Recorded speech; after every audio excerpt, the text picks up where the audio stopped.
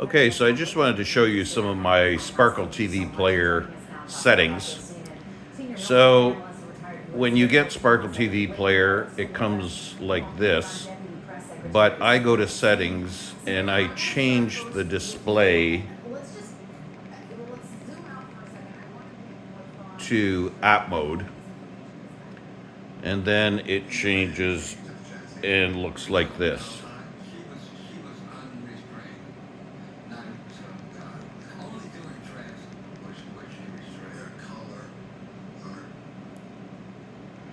So then what I do is, oops, I go to settings, and they have remote control there.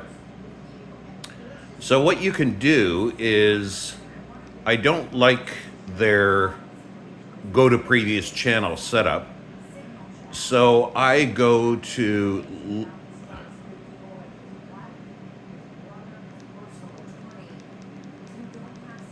bookmark, which is right there. And I do previous channel for that. And I set bookmark hold down to search. Then you save those settings. Then when you're in there, you can go to previous channel. Or if you hold it down, you go straight to search.